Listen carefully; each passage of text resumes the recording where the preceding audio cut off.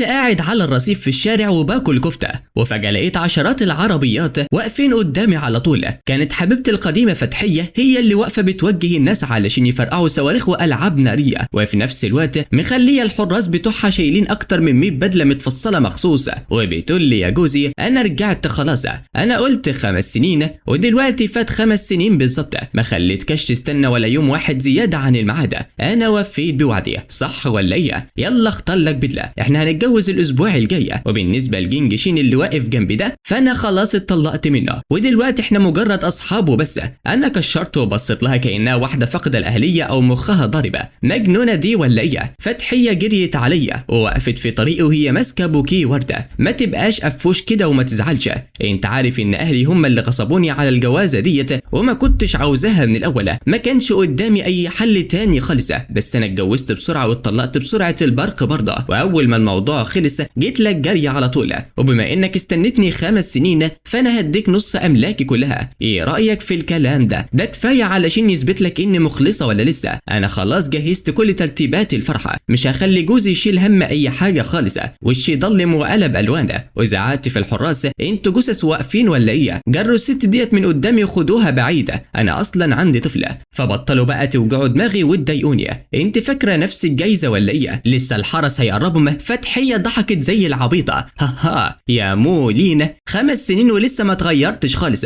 انا اكتر حاجه بحبها فيك هي لما بتهزر وتزعق لي كده، ده انت حتى لسه ما غيرتش الحراس بتوعك، بجد انت شخص وافي جدا. انا كنت خايفه تكون نسيتني خالص. ضحكت وبعدين لفت للحراس وقالت من 5 سنين انا اتسلقت السور علشان اشوف مولينا، وانت وقتها زقتني ووقعتني، رجلي لسه بتوجعني من الوقعه ديت لحد دلوقتي. بعد الهزار ده وشها فجاه قلب بجد. مولينا انت عارف انك الوحيد اللي في قلبي، كل واحد فينا كان عنده ظروف صعبه زمان، انت رفضت تسافر معايا بره وانا ما كانش قدامي اي اختيارات تانية خالص، ما كنتش اقدر احارب عيلتي كلها لوحدي. الحمد لله ان كل ده خلص دلوقتي، انا وضحت كل حاجه لجنجشين، ومن هنا ورايح احنا مجرد اصحاب وبس، واهلي كمان يعرفوا اني اتطلقت، خلاص ما فيش حد هيمنعني ان اكون معاك تاني ابدا. بصيت لها كانها واحده عبيطه، وهي فعلا عبيطه ومغفله على الاخر، وقلت لها يا فتحيه انت سافرتي بره 5 سنين ونسيتي تاخدي مخك معاكي وانت راجعه ولا ايه؟ انت فاكره نفسك مين بالظبط؟ دهب ولا الماظ؟ فاكره ان كل راجل لازم يفضل مهووس بيكي في دوائر الاغنياء دي؟ انت فاكره انك الوحيده اللي اتغصبتي على جواز المصالح، وانا كمان مش زيك. فتحيه لفت عينيها وبصت له وهي بتهزر وبتتريق، انت يا شيخ بطل بقى بالله عليك اهدى شويه، الناس اللي بيتجوزوا جواز صالونات بيبقوا عايزين زوج هادي وكيوت، مين ده اللي يقدر يستحمل عصبيتك ونارك انت؟ انا كنت الوحيده اللي عاميه لدرجه ان حبيتك كل السنين ديت ومستعده اتنازل لك عن كل حاجه. بص للناس الغبيه كده، لو تجرأت وطلعت عصبيتك عليهم هيردوا عليك الصعصعين وهيكسروك. لما شافت وشي قلب تلج وبقى بارد، فتحيه بتهدي صوتها وتنعم كلامها، خلاص مش ههزر معاك تانية، اللي فات كان غلطي، انا اللي غلطانه، خليك انت الكبير وسامحني المره ديت ماشي؟ وبعدين انا رجعت خلاص، انت دلوقتي عديت ال30 ولسه ما اتجوزتش، اكيد اهلك هيموتوا ويشوفوني. هي قعدت تضحك وانا مجرد ما بصيت لها دم غلي في عروقي. من 5 سنين كنا بنخطط للجوازه، وفجاه قالت اننا مش هنقدر نتجوز دلوقتي وانها لازم تمهد الموضوع لاهلها واحده واحده، وبعدين اختفت فص ملح ودهبه. انا كنت مرعوب وكنت خايف يكون حصل لها حاجه، وقعدت ادور عليها في كل حته، حتى بلغت البوليس، والنتيجه البوليس قال ان عيله لو خلصوا كل ورقهم، ومن 3 ايام العيله كلها سافرت بره البلد. تتبعت رحله طيرانها ورحت وراها علشان اكتشف انها بتعمل فرح في جنينه مفتوحه مع جوجشين. ما نطقتش ولا كلمه، حاولت اجرها من هناك واخدها بس الحراس بتوعها رموني بره، ولما هي جت تدور عليا كنت بتعامل معامله المتشردين، وكنت محبوس في قسم الشرطه وجعان بقالي يومين. وقالت لي انت عارف اهلي هم اللي غصبوني اتجوز جوجشين، قالوا لي ان دي الطريقه الوحيده علشان نثبت رجلينا بره، بجد ما قدرتش احاربهم، واللي كانوا هددوني ان هم يكسروا رجلي ويمنعوني اشوفك تاني هم. هي اللي كانت غلطانه من ساسها لراسها، ومع ذلك كانت بتعيط بدموع تمساح اكتر مني بكتير. مو يانا ممكن بس تستناني شويه كمان، بحلف لك اني ما خليهوش يلمسني ابدا، هما 5 سنين وبس، هتطلق منه وارجع اتجوزك. انا رجعت البلد وكنت متدمر نفسيا لمده شهر كامله، صحابي ما استحملوش يشوفوني بالمنظر ده وجرجروني لحفله، وهناك قابلت فويانا. لما شافتني ساكته فتحيه ابتسمت زياده اكتر، قربت مني وحشرت بوكيه الورد في حضني بالعافيه. خلاص بقى انا عارفه انك لسه عندك مشاعر ليا، والا ما كنتش هتفضل تحوم حوالين بيتي كل شويه، انت بس كنت عاوز تشوف انا رجعت ولا لسه، صح؟ ودلوقتي لما شفتني مبسوط بقى انا كشرت وبصيت وراها على المستشفى الضخمه اللي كانت واقفه قدامي. يا فتحيه انت عاميه مش شايفه ايه اللي وراكي بالظبط؟ لو نظرك ضعيف للدرجه دي روحي البسي نظاره وسعي من قدامي. فتحيه ما اتضايقتش، بالعكس ضحكتها وسعت اكتر. انت لسه دبش ودماغك ناشفه كده، انا اكتر واحده عارفاك، انت بتكره المستشفيات، حتى لما بتمرض بتجيب الدكتور لحد البيت. لو انت مش هنا علشان وحشتك يبقى هنا ليا، خلاص ما تقلقش انا فاهمه مشاعرك خالص. اشوفك كمان 7 ايام يا عريسه. هي فردت ظهرها وطبطبت على صدرها بغرور. البجاحه دي خلت ضغطي يضرب في السماء. رحت رامي بوكيه الورد في الارض ودشدشته. انت بجد عيانه في مخك، اتصلي بجود شان يجي يلمك ويسيطر عليكي. اننا نسيب واحده مجنونه زيك تمشي وسط الناس ده خطر على الامن العام. يا دوب مشيت خطوتين لقيت فتحيه بتبص في تليفونها وبتكتب بسرعه وعصبيه. يا اخويا الخطه بتاعتك نجحت بجد، هو غيران اهو لسه بيحبني، اول ما اتجوز هخليك تقعد في اول ترابيزه في الفرحه. جو تشين رد برساله صوتيه وصوته كان خالي من اي مشاعر. طبعا مبروك تماما، ابقي اعزميني بقى. فتحيه شالت تليفونها وامرت الحراس بسرعه يحملوا البدلات في العربيه. خلي بالكم جوزي بيحب النظافه قوي ومهووس بيها. وبعدين ندهت عليا وانا ماشي ومديها ظهري. يا جانج مويانا اتاكد انك تقيسهم كلهم، لو ما عجبكش اتاكد انك تقيسهم كلهم، لو ما عجبكش هسهر طول الليل انقلك بدل جديده غيرهم. باب العربيه اتقفل جامده وشي ضلمه، وبعدها عربيه كامله مليانه بدلات وصلت لبيتي. عم وانج جه وهو بيضحك وسالني يا بيا هي الهدوم ديت لابنك الصغير؟ اعتبرها هديه من طنطي بمناسبه جوازه. عم وانج ابتسم بكسوف كده وقال يا بيا الصغير قاعد بيلعب بالقلم الحبر بتاعك اللي هو اصدار محدود ده، ووشه كله بقى غرقان حبره. لو طلعنا البدله ديت فوق هي كمان هتتبهدل وتترمى. وفي اللحظه دي بالظبط ابني جه بيجري وهو بيتنطط، وشه كان متلطخ بالحبر ودخل في حضني على طول وقعد يمسح الحبر كله في هدومي. بابا انت جيت، اخبار اختي الصغيره ايه؟ هي شقيه وبتتعبك؟ كنت لسه هقول له ان البيبي لسه بقاله شهرين بس في بطن ماما، هنعرف مين هو ولد ولا بنت ازاي؟ بس في الثانيه اللي بعدها عيني لزقت في شويه البدلات. واو يا بابا دول شكلهم حلو قوي، انا عاوز البسهم انا عاوز البسهم. عم وانج بسرعه شدوا لورا. يا لهوي يا حبيبي انت متبهدل خالص، ما تبوظش الهدوم.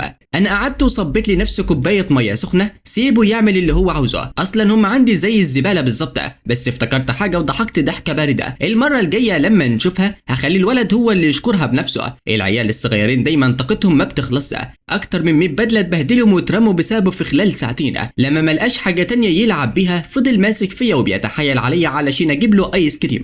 ما كانش قدامي حل غير ان ناخده الموله. واول ما دخلنا خبطنا في جو تشين وهو بيقيس بدله، والست اللي واقفه جنبه رفعت حاجبها، كانت هي نفس الوش المستفز اللي يستاهل الضربه. وحشتك صح؟ يبقى شيلني بقى من البلوكه، كلمني لو احتجت اي حاجه علشان ما تضطرش تجري ورايا من تانية. قعدت بكل بجاحه قدامي وعينيها بتلمع ومستنيه من ردة فعلها. ها قست البدلات؟ في حاجه عجبتك فيهم؟ لا انا منقياهم بالظبط على ذوقك، ده انا خدت سنه كامله علشان الاقيهم كلهم. وبما انك شفت قد ايه انا مخلصه بلاش بقى تبقى زعلان مني. الرجاله بتعجز بسرعه لما بيفضلوا زعلانين كده. انا ضميت شفايفي جامد وقلت ببروده هعجز ولا مش عاجزه؟ دي حاجه ما تخصش الرئيسه له في شيء، واصلا مش هتجوزها. الكلب الشاطر ما بيسدش الطريقه. وسعي كده من قدامي. الناس اللي حوالينا كلهم عمالين يسمعوا احنا بنقول ايه، ولما اتهزيت قدام الناس وشها قلب الوانه. انت بتقول لي مين كلبه؟ انا عملتك كويس بزياده، ما تزيدش فيها بقى. وايه يعني لو استنيت 5 سنين؟ انا كمان كنت بشتغل بجد وتعبت بره علشان خاطرك برضه، انا بس كنت بتنازل لك علشان بحبك. ما تفكرش انك يعني ما فيش زيك،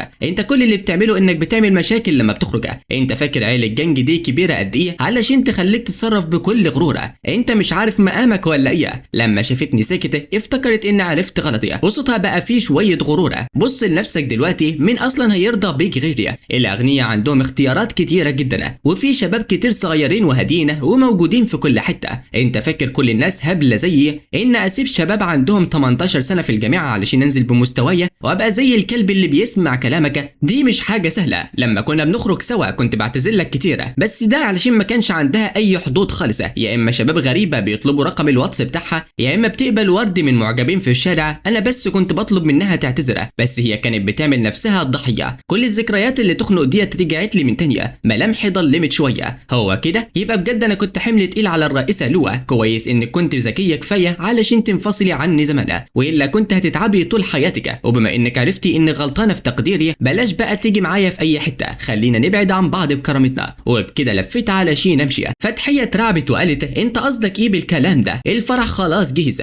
بطل بقى تهزر معايا ماشي. وفي اللحظه دي جو تشين طلع من ورايا، وخاتم الالماظ اللي في ايده كان بيزغلل العين من كتر لمعانه. اكيد انت السيد جنجا، الراجل اللي فتحيه حبته لمده 5 سنين. اهلا بك، انا جوز فتحيه السابقه جو تشين، ودلوقتي انا احسن صديق ليها. بجد عصبيه السيد جنج طلع على سمعته بالظبط. انا نفسي كنت خلاص هخاف. وبعدين قرب في سلام وقال له يا سيد جنجا ارجوك ما تزعلش بقى. خلال ال5 سنين اللي كانت فيهم بره، فتحيه كانت دايما بتشكر فيك قدامي، وانا كمان ساعدتها في تنقيه البدلات ديت. عجبتك حاجه فيهم؟ بصيت له بصه تخوف. جو تشين راح لفتحيه وزقها بالراحه وقال لها يلا بسرعه اعتذري للسيد جنجا، هو بس بيتدلع وبيعمل حركات علشان يحبك. انت فاكره ان كل الناس هتبقى صبوره معاكي زيي؟ فتحيه كانت رايحه تعتذر بجد. انا لفيت ومسكت ايد ابني ورسمت ابتسامه ذوق وقلت له يعني السيد جو هو اللي نقى البدلات؟ ده انا حتى ما لحقتش اشكره. ابني اتبسط جدا وهو بيلعب بيهم، بس الجوده بتاعتهم كانت تعبانه شويه. يلا يا حبيبي اشكر العم اللطيف ده. ابن عينه البريئه كانت عماله تروح وتيجي بينا احنا الاثنين. جو تشين اتصدم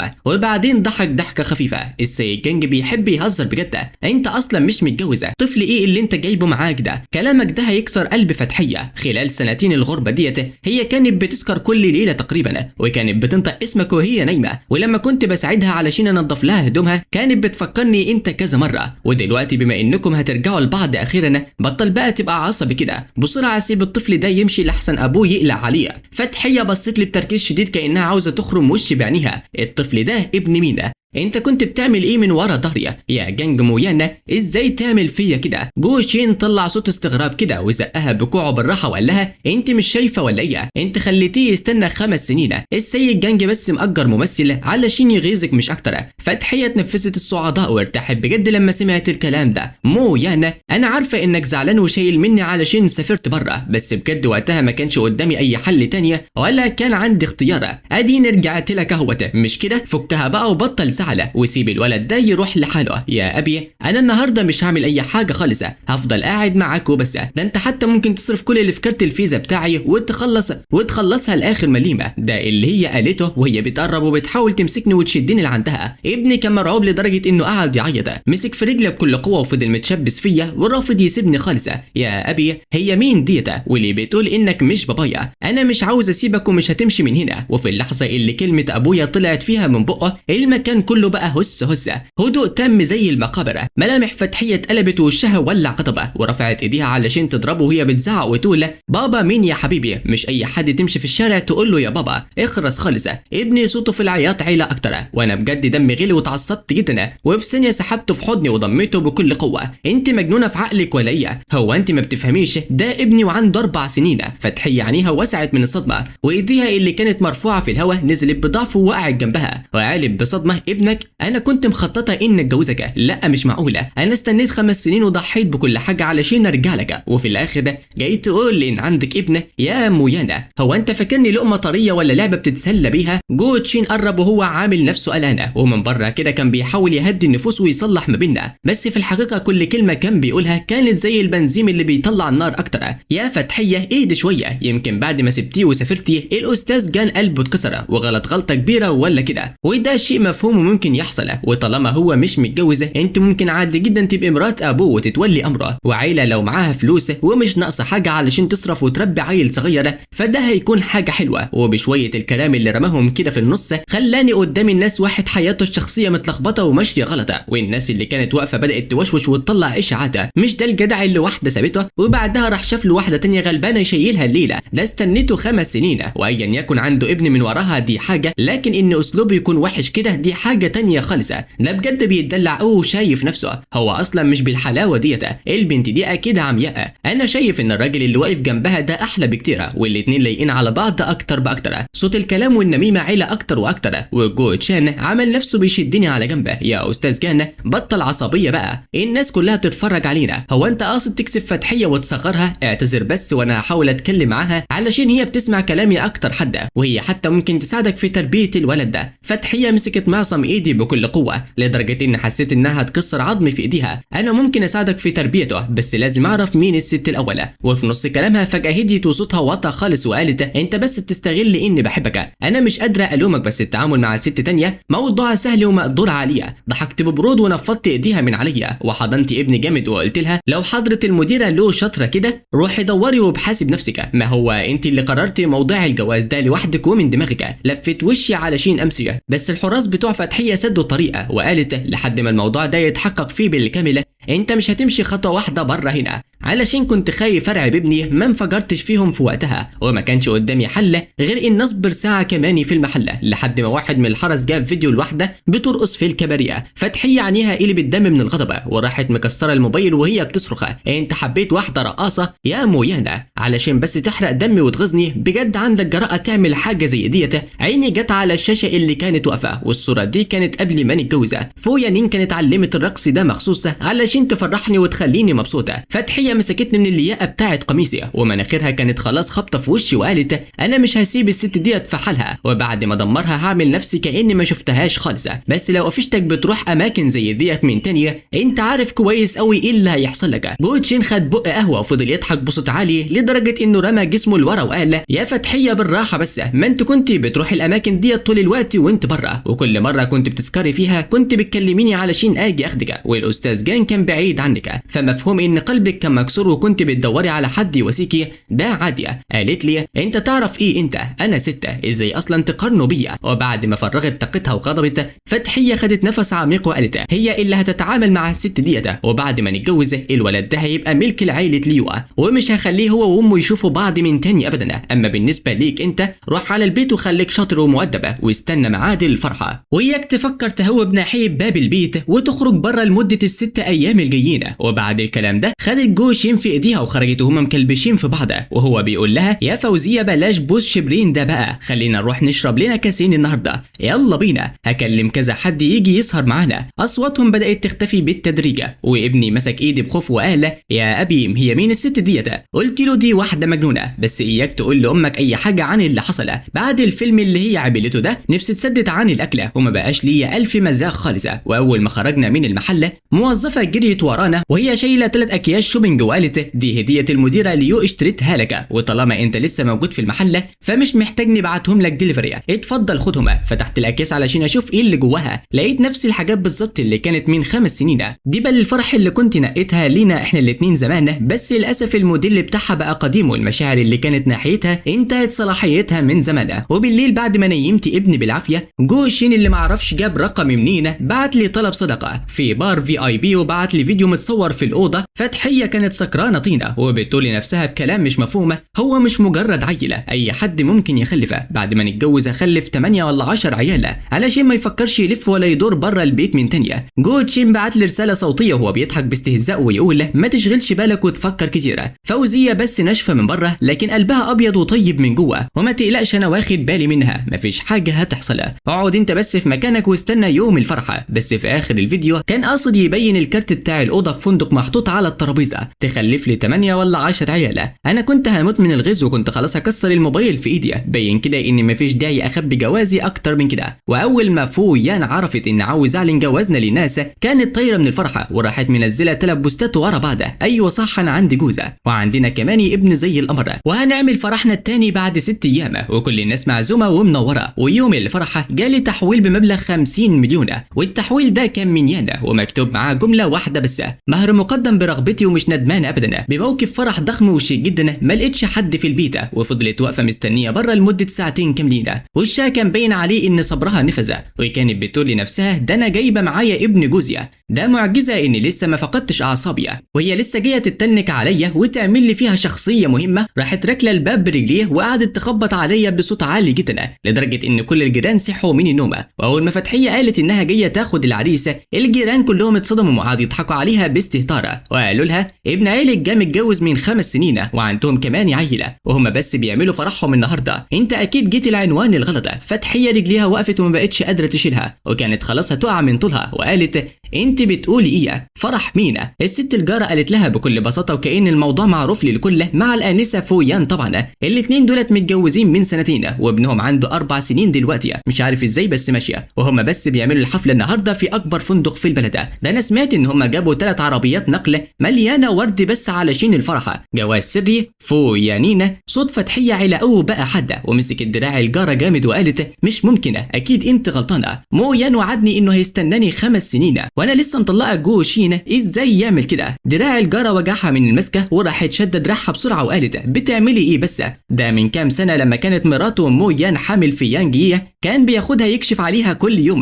وكانوا دايما بيخرجوا من العماره ديت، انا شفتهم بعيني ديت. ولما الست شافت وش فتحيه بقى ابيض زي الورقه خافت ورجعت خطوتين لورا وقالت انا لازم امشي اعمل العشاء لجوزيا، مش هقدر اتكلم معاكي اكتر من كده، لو عاوزه توصلي لمويان اضربي الجرس وبس. فتحيه فضلت مبرقه للباب المقفول وعقلها وقف عن التفكير، وذكرياتها من 5 سنين بدات تهجم على دماغها. في اليوم ده في الصاله كانت حاضنه مويان، وصباحها كان ماشي على البوم الصور اللي في ايده، وقالت خلينا نعمل الفرح في الفندق ده. وقتها مويان ابتسم وهز راسه بالموافقه وقال ماشيه. دموعها غرقت قميصها، هو فعلا قال ماشيه، ودلوقتي فرحنا فعلا في نفس الفندق ده، بس العروسه ما بقتش هي. فجاه موبايلها بيرن والشاشه كان مكتوب عليها 3 كلمات جوشين. الو يا فتحيه ايه الاخبار؟ صوت جوشين طالع من الموبايل وهو بيحاول يكتشف ايه اللي بيحصل. انا قلت لك بلاش تفتحي سيره الفرح اول ما ترجعي، لازم تهدي مويان وتخليه يلين معاكي، انت ما اتخانقتيش معاه صح؟ فتحيه مسكت الموبايل بكل قوتها لدرجه ان صباحها بيض وقالت الجاره بتقول ان مويان بيعمل فرحه النهارده على فويان، ومعاهم كمان ابن عنده 4 سنين. الناحيه التانيه من الخط سكتت لثانيه، وبعدها جوشين قعد يضحك بزياده وقال انت بتهزري؟ فويان رينا مش دي الوحش الكاسح بتاع عالم المال والبورصه؟ دي ست بارده جدا ومفيش فيها اي مشاعر حب واحده، ازاي اصلا تتجوز مويان؟ الجاره دي اكيد نظرها ضعيفه واكيد غلطت في الشخص. سكت شويه وبعدين عمل نفسه بيحلل الموضوع بجد وقال لها اسمعيني، مويان غالبا لسه شايل منك علشان سبتيه فجاه وسافرتي، فقصد يجيب حد يمثل الدور علشان يضايقك ويحرق دمك وبس. فكري فيها كده، فاكره كان بيحبك ومرتبط بيك ازاي؟ ده انت كنت بتسافري مأموريه شغل 3 ايام وكان بيكلمك فيديو كل يوم، ازاي بجد يتجوز واحده غيرك؟ ومين عارفه يمكن الولد ده يبقى ابن واحد صاحبه وجايبه بس علشان يمثل اللعبه ديت. فتحيه عينيها لمعت وكانها لقت طوق نجاه وقالت بجد يعني هو بس زعلان مني؟ جوشين قال لها بكل ثقه امال يعني هيكون ايه؟ اخلصي وروحي الفندق وشوفي ايه اللي بيحصل، ولو لقيتي فعلا في فرحه ادخلي عليهم ووضحي الامور لمويان، انا بشجعك من هنا، ولو الموضوع ما مشيش هجيلك على طول علشان اقف في ظهرك، انا هضمن لك ان هساعدك ترجعي له. قفلت السكه ودورت العربيه وطارت بيها، وايديها وهي ماسكه الدركسيون كانت لسه بتترعش، وعقلها كان كله في كلام جوشين، اكيد دي تمثيليه، مويان مش ممكن يختار حد تانية، هو لسه مستنيني. الفندق اللي كانت رايحاه كان في الضواحي وخد منها 40 دقيقه سواقه علشان توصل. اول ما ركنت العربيه في الجراج وقفها 2 من حراس الامن لابسين بدله سوداء وقالوا لها لو سمحتي معاكي دعوه. الحراس كان وشهم زي الحيطه ونظرتهم قويه وهو بيبص عليها من فوق لتحت وقال النهارده حفله فرح نائبه المدير فوه وممنوع حد يدخل من غير دعوه. نائبه المدير فويان. فتحيه قلبها قاعد يدق بسرعه وبقوه رهيبه، هو في راجل لابس بدله جوه اسمه مويان جوز فو نائب الرئيس. الحارس كشر كده وصوته بقى ابرد بكتير وقال لها يا انسه هو انت ما سمعتيش كويس؟ لو معكيش دعوه لو سمحتي اتفضلي اطلعي بره، بلاش تعطلينا عن شغلنا، ولو بوظت الفرح ده مش هتقدري تتحملي العواقب اللي هتحصل لك من ورا كده. فتحيه كانت مرعوبه بتمد ايديها وبتحاول تدخل غصب عنه وقالت انا صاحبه مويانا وعاوزاه في موضوع ضروري ومستعجل جدا، لكنهم بيقول لها اقفي مكانك. الحارسين في ثانيه وقفوا قدامها ومنعوها ومسكوها في مكانها وقالوا لها لو فضلتي تعملي مشاكل وتعملي دوشه كده مش هنسكت لك وهنتصرف معاكي بجد. فتحيه بصت ناحيه مدخل الاوتيل وصوت المزيكا كان طالع من جوه هادي وجميله، والرعب والتوتر عندها كان بيزيد ثانيه ورا ثانيه لمحت بطرف عينيها واحد من الموظفين قريب منها شايل صينيه وداخل بيها، فاستغلت ان الحراس مشغولين وعملت نفسها جرسونه واتسحبت ودخلت جوه. قاعه الافراح كانت كلها متغطيه بالورد الابيض. فتحيه قعدت تلف بعينيها وسط الناس لحد ما عينيها ثبتت على المسرح. كنت لابس بدله متفصله مخصوصه علشاني وشعري متسرح وشكلي شيك جدا، وكنت بضحك للست اللي واقفه جنبي. هي كانت لابسه فستان فرح ابيض كان شكلها شياكه ورايق جدا. كانت هي نفس الست اللي شفتها في الفيديو اليوم ده، مش ديت اللي كانت راقصه في بار ازاي دي تبقى فوق يا ناره بتاعت عالم الفلوس والبيزنس. فتحيه نفسها اتكتمه وقعدت تتفرج وفوق ماسكه الدبله وبتلبسها في صبع بالراحه خالصه، وحركاتها كانت ناعمه وحنيه بشكل مش معقوله. وتحت المسرح كان في ولد صغير لابس بدله واقف على طراطيف صوابعه وبينادي بصوت طفولي عسله: بابا وماما يلا بسرعه لبسي البدله. ده كان نفس الولد اللي كانت شافته في المول اليوم ده. فتحيه نفسها وقف خالصه وحست ان قلبها بيتعصر. الوجع كان كبير لدرجه انها مش قادره تتنفس، وشافت الضحكه في عينيها. حنيه هي عمرها ما شافتها مني قبل كده، وعود الجواز القويه كانت بترن في ودانها وما قدرتش تمسك نفسها. راحت زق الناس وجريت على المسرح وهي بتصرخ: مويانا انت ما ينفعش تتجوزها، انت وعدتني انك هتستناني، انا خلاص اتطلقت من شو يانج ورجعت لك، والمفروض النهارده يكون فرحنا احنا، ما ينفعش تعمل فيا كده. انا اتكعبلت وهي بتشدني بس رجعت نفضت ايديها بقوه وعيني كانت بارده زي التلج وقلت لها: فتحيه انت اتجننتي، النهارده فرح على مراتي والموضوع ملوش اي علاقه بيكي من الاول خالص، وانا عمري ما وافقت ان اتجوزك. فوق راحت طالعه لقدام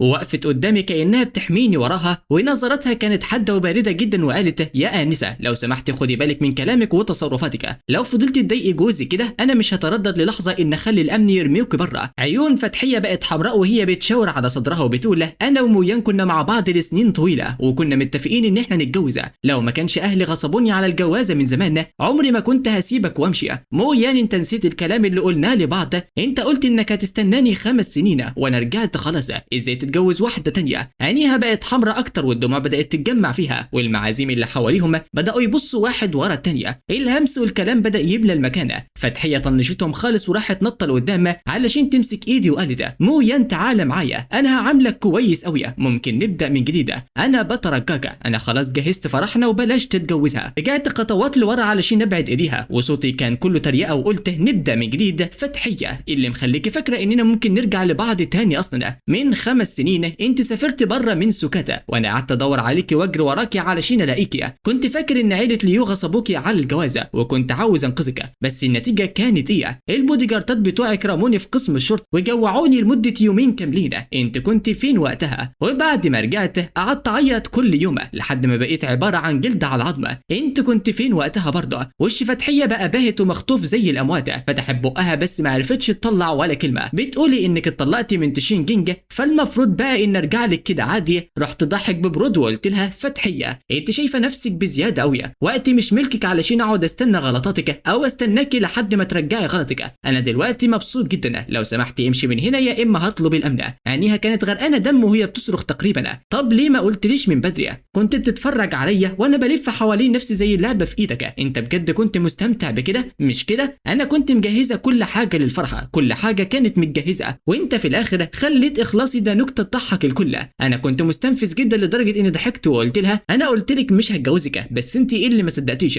ابني اتكلم بكسوف وقال: ابيه هي الست ديت جت من تاني ليا، هو في حاجه في دماغها ولا ايه؟ فتحيه فجاه اتجننت وفقدت اعصابها وراحت لفت وطلعت على صوره الدور الثانيه وكانت منزله رجل واحده من على الصوره وقعدت تصرخ وهي بتبص للمسرح: مويانا لو ما جتش معايا دلوقتي انا هرمي نفسي، انا بتكلم بجد. المعازيم في ثانيه قلبوها هرج ومرجه، الناس بتصرخ وناس تانيه طلعت تليفوناتها بسرعه علشان يصوروا اللي بيحصل. ملامح وشي اتغيرت بس فوق مسكت كتفي في ثانيه وقالت لي: ما تقلقش سيبني انا اتصرف في الموضوع ده. وبصت لفتحيه وقالت: انزلي يا لؤى. فوق كانت بتبص لها لفوق وصوتها كان هادي بس مليان هيبه وسيطره وقالت: لو انت فعلا عاوزه مصلحه مويانا بطلي تعملي الشوشرتين دولت هنا وسيبيه يكمل فرحه في هدوء. فتحيه عينيها كانت حمراء وقالت: لا مش هنزل غير لما مويان يرجع معايا. ومع الكلمات ديت راحت غمضت عينيها ورمت نفسها وقعت بهبده على السجاده اللي تحت المسرح. كبها بدات تنزف دم في وقتها بس كانها ما كانتش حاسه باي وجع خالص. وفي اللحظه اللي قامت فيها بالعافيه راحت نطه ناحيه المسرح وهي بتقول: مويان تعالى معايا. فوق قالب بصوت زي التلج: يا امنه الحراس اللي كانوا مستعدين جروا عليها على طول وكتفوا فتحيه جامده. انا بصيت على حالتها اللي تصعب على الكافر ديت وصوتي ما تهزش ولا لحظه وقلت فتحيه كفايه فضايح كده، لو انت جايه تباركيلي فشكرا ليكي، اما لو جايه تعملي مشاكل فامن عيله فوق هيرموكي بره. فتحيه سيبي مويان في حاله، اهلي زقوا الناس وجريوا علينا وبابا مسك دراع فتحيه وقال لها لحد امتى هتفضلي تبوظي في حياه مويانا؟ قالت له يا عمو انا بجد بحب مويانا، انا وتشو جينج اتطلقنا خلاص. فتحيه كانت بتعافر وبتحاول تشرح بس امي وعينيها حمراء راحت مقاطع كلامها وصوتها كان بيتراش وقالت زمان بعد ما مشيتي مويان كان بيستنى تليفون منك كل يوم، ولما ما كنتش بتتصلي كان بيروح يستناكي في المطار، وفي الاخر لما ما كانش قدامه اي حل تانية قطع تذكره وسافر بره علشان يدور عليكي. وحصل ايه بعد كده؟ اول ما وصل فرحك الحراس رموه بره زي المجنونه واترمى في قسم الشرطه واتساب من غير اكل ولا شربه، قفل على نفسه الاوضه كام يوم لا كان بياكل ولا بيتكلم لحد ما جسمه بقى جلد على عظمه، وفي الاخر وصل بيه الحال انه خد حبوب منومه. لولا ان فوق لحقته في الوقت المناسب وودته المستشفى ما كانتش هتشوفه قدامه دلوقتي اصلا. الدموع نزلت من عين امه وقالت دلوقتي هو عنده زوجه وابنه ومراته كمان حامله وعايشه حياه هاديه ومستقره. يا فتحيه لو عندك لسه حته ضمير بطلت ضيقيه، انتوا خلاص حكايتكم خلصت من زمان. الحراس مسكوا فتحيه وجرجروها لبره وهي كانت بتعافر وبتبص وراها، شافت فوق وهي بتوطي تجيب الدبله اللي وقعت ولبستها في صبع بالراحه وهي بتوشوشني ما تزعلش نفسك الموضوع ما يستاهلش. رحت مايل في حضن فوقها وهزيت راسي بالموافقه. المنظر ده دخل في قلب فتحيه زي السكينه ووجعها لدرجه انها ما قدرتش تتنفس. بعد ما اترمت بره الاوتيل فتحيه رمت نفسها على الارض قدام المكان، الدم كان بينزل من ركبها بس هي ما كانتش حاسه بالوجع خالص. فجاه تليفونها بيرن، كانت شركه تنظيم الافراح. يا ست اليوه انت فين لحد دلوقتي؟ القاعه جاهزه وكل حاجه تمام، احنا مستنيينك انت والاستاذ جيانجا، الغوا كل حاجه. صوت فتحيه كان مبحوح وهي بتقول الكلام ده. الشخص اللي بيكلمها اتصدم وقال يا فندم ده الفرح اللي بقاله 3 شهور بيتجهز فيه، القاعه والبدل والبوفيه كل حاجه مدفوعه ثمنها، لو لغينا دلوقتي الخسائر هتبقى مهوله. فتحيه صرخت وراحت رميت التليفون في الارض وبدغدغاه، الشاشه اتكسرت 100 حته زي قلبها بالظبط في اللحظه ديت. سندت بظهرها على عمود نوره وعقلها ما كانش فيه غير جيانج مويان وبس.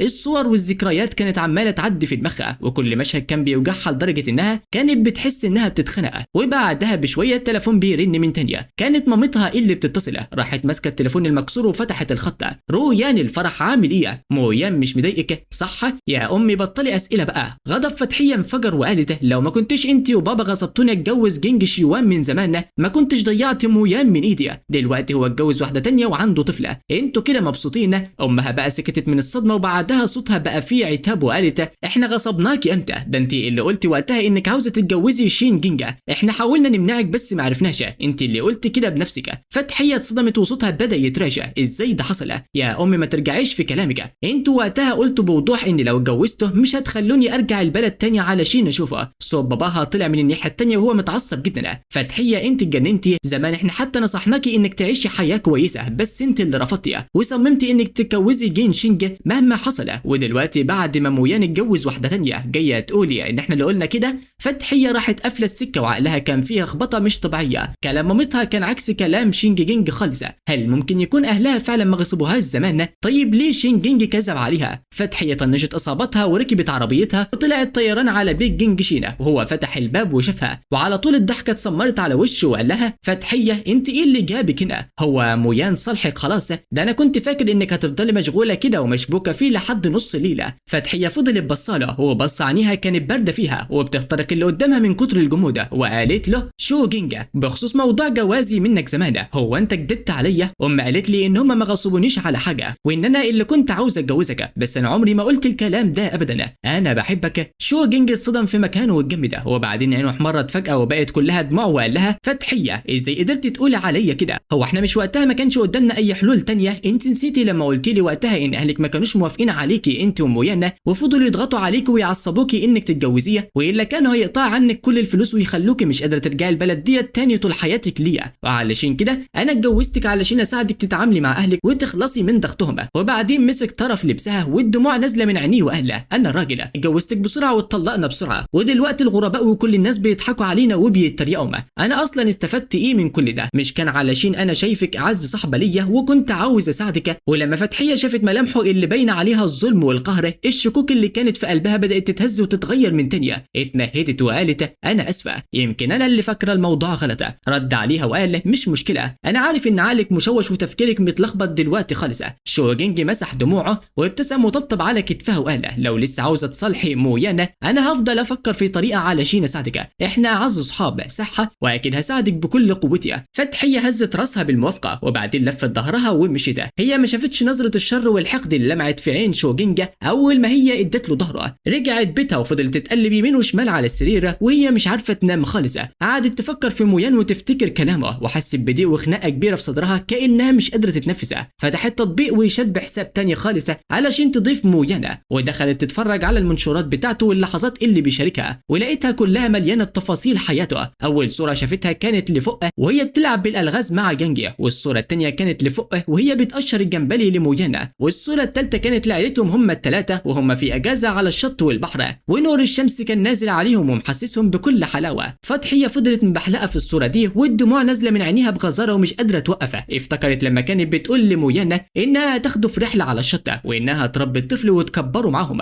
بس الحقيقه انها ما نفذتش ولا وعد واحد من كل الوعود دي. كل ما كانت بتبص اكتر كل ما وجع قلبها كان بيزيد اكتر واكتر. قفلت التطبيق وفورا امرت حد انه يحقق في اللي حصل زمان بالظبط، وبعد يومين المساعد بتاع لها جاب لها الملفات والاوراق وكل حاجه. يا سياده الرئيسه انا لقيت كل حاجه. زمان عيله جو نصبت فخ علشان تبلع وتستولي على كل ممتلكات عيله ليو في البلد. هم غصبوا الست الكبيره والراجل الكبير ان هم يسافروا بره البلد، والسيد جو زور رسائل من الست الكبيره، كمان كان بيعترض ويمنع كل رسائل كنت بتبعتيها للسيد جانجا. حتى الرسائل اللي بعتيها في السنه دي وانت بتحاولي تشرحي له فيها كل حاجه ما وصلتلوش. المساعد سلمها الورق وقال وكمان في تسجيل صوتي بين السيد جو ووالده وهم بيناقشوا ازاي ينصبوا لك الفخه وازاي غصبوكي انت والسيد انكم تنفصلوا عن بعض.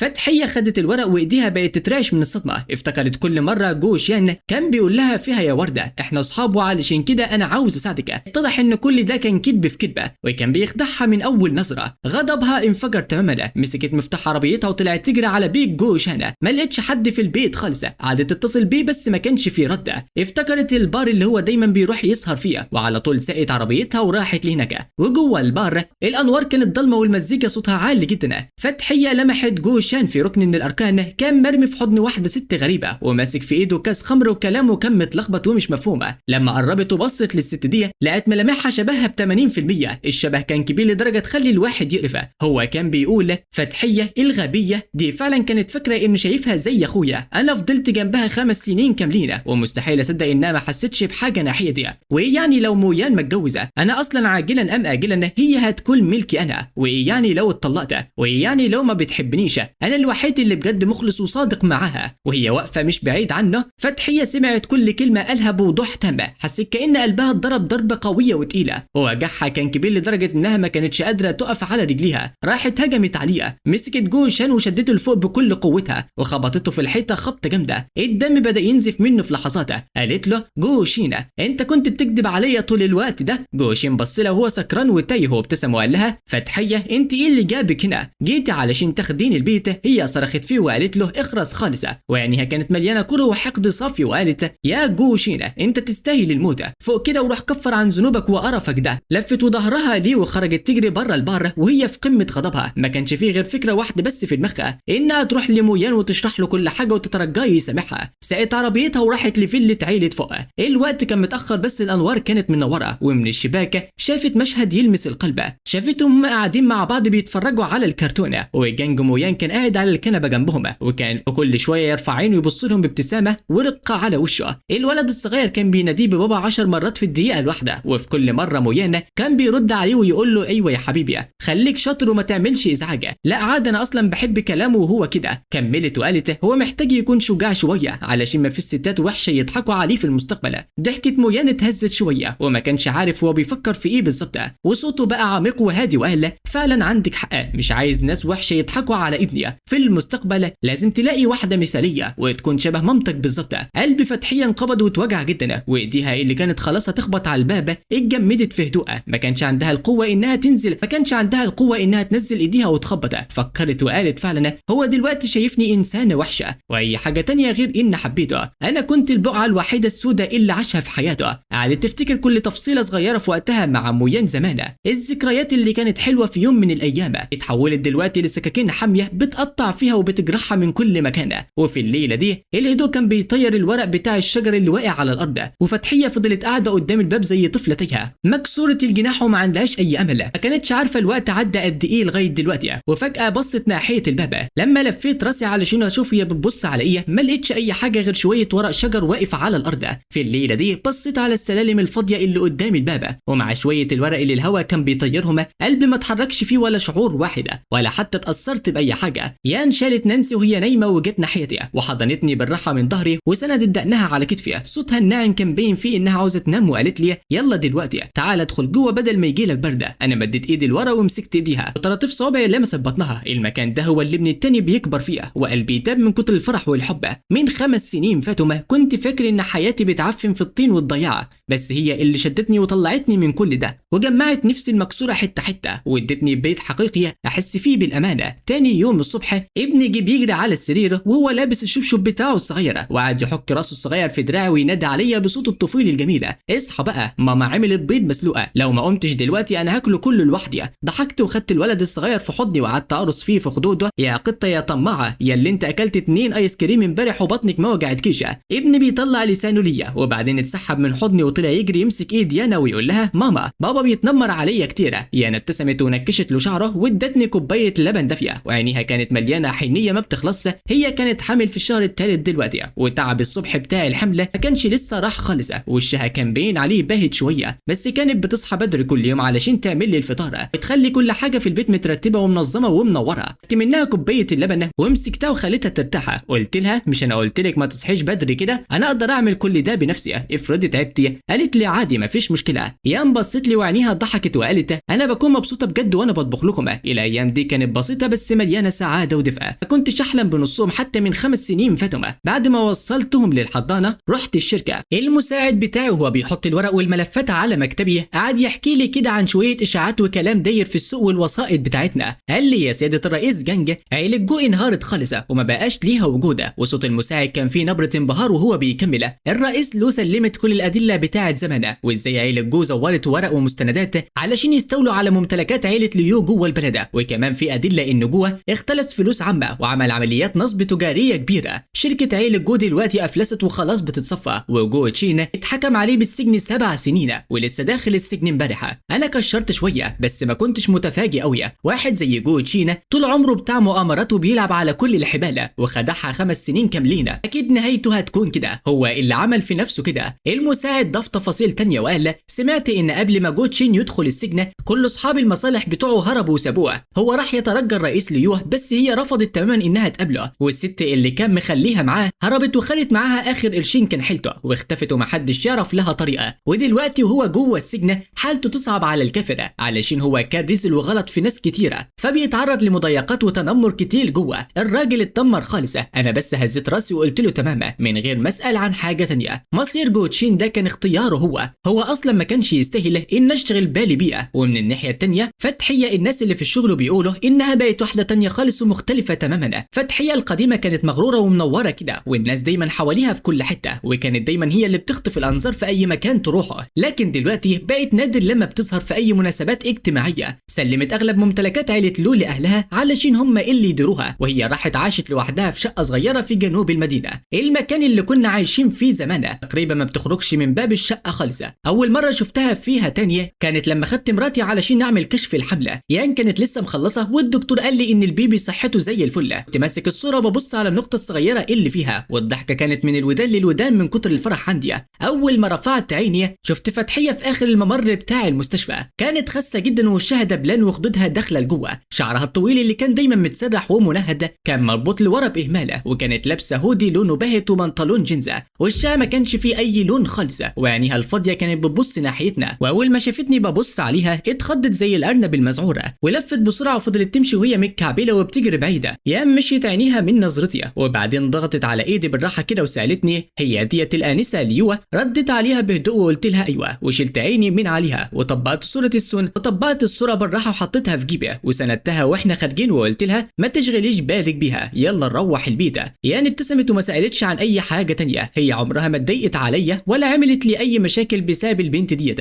مش علشان هي مش مهتمه، لا علشان هي بتثق فيا وفهماني كويس جدا. وانا اصلا من زمان قوي رميت الماضي ده كله ورا ظهري، حاضر ومستقبلي ما بقاش فيه غيرها هي وعيالي وبس. وبعد فتره عرفت من عم وانج ان فتحيه دي كانت بتيجي منطقتنا وتلف حوالين البيت كذا مره، وفي كل مره كانت بتفضل واقفه بره البوابه بتبص علينا من بعيد لبعيده، بس عمرها ما اتجرأت ابدا انها تقرب خطوه واحده. وفي مره نانسي كانت بتجري لبره البيت ومعاها طياره ورق وكانت خلاص هتخبط فيها. فتحيه اتوترت جدا وبقت مش على بعضها، وساعدت نانسي بمنتهى اللخبطه والارتباك علشان تلم الطياره من الارض، وبعدين قعدت تهمس بكلام اعتذار وصوتها كان بيتراشى. جريت بسرعه البرق وكانها كانت مرعوبه من ان عيني تيجي في عينيها او ان اشوفها. لما سمعت الكلام ده كل اللي قلته بمنتهى البرود تماما، عرفت وما نطقتش ولا كلمه تاني بعدينا. وكمان في ناس من اللي شغالين في المجال قالوا ان فتحيه دي بقت بتقضي يومها كله في العياط وهي ماسكه صورتنا القديمه، وبقت بتروح تلف على كل الاماكن اللي كنا بنروحها سوا زمان، زي الشلال اللي على البحر والمطل اللي فوق الجبل، وحتى محل المكرونه اللي كنا بناكل فيها. كانت بتقعد في المحل ده طول فتره بعد الظهر وتطلب طبقين مكرونه باللحمه من اللي كانت بتعشقهم زمان. كانت بتحط طبق قدامها وطبق في الناحيه الثانيه قصادها من غير ما حد يلمسه، وهي يا دوب تاخد قطمتين بالعافيه من طبقها ودموعها كانت بتنزل وتغرق الشوربه. اخيرا عرفت يعني ايه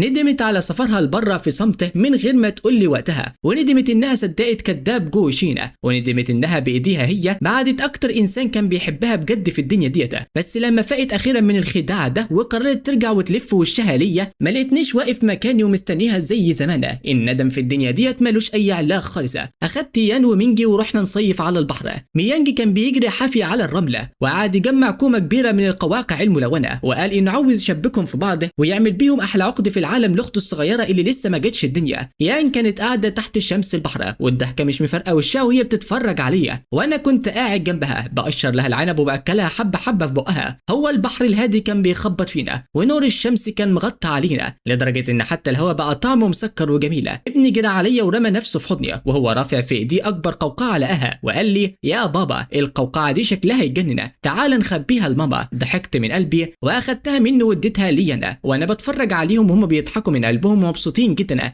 قلبي اتملى بالراحه. يعني ميلت وسندت على كتفي وهمست في وداني وقالت ايه الجو ده جميل قوي. رحت ميلت عليها ومسكت ايديها وجمعت عليها جامده وقلت لها فعلا وانت معايا والولاد حوالينا اي مكان في الدنيا هيكون حلوه. اما بالنسبه لفتحيه فندمها وحسرتها ودموعها كل ده ما بقاش يخصني في اي حاجه ولا يفرق معايا. حياتها كانت اختيارها هي وبحلوها ومرها هي اللي لازم تتحمل المسؤوليه. خلاص من زمان ما بقاش ليها اي مكان في حياتي. حنيتي واهتمامي وكل اللي باقي من عمري وديته كله لعيلتي المحترمه. واول ما الشمس بدات تغرب مينجي مسكت ايدي وايدي انا وكنا سايبين ورانا اصل لخطواتنا على الرمله. بصت لي اللي جنبي ما بقاش في قلبي غير تفكير واحد بس، ان حياتي بالشكل دي اجمل حاجه ممكن الواحد يتمناها في الدنيا ديت كلها. وهنا يا اصدقائي بتنتهي قصه الفتى ده. فيا ترى عجبتكم ولا ايه؟ ويا ترى هل كان معاه حق في ان هو يكون قاسي على الفتاه فتحيه، ولا فتحيه تستاهل من الاساس ان هي ما خدتش بالها من اللي بيحصل حواليها؟ اكتبوا لنا في الكومنتات ايه رايكم، وعاوز كل واحد يرد على التاني لو رايه مش عاجبه، ولكن كل ده طبعا يكون باحترام من الكل.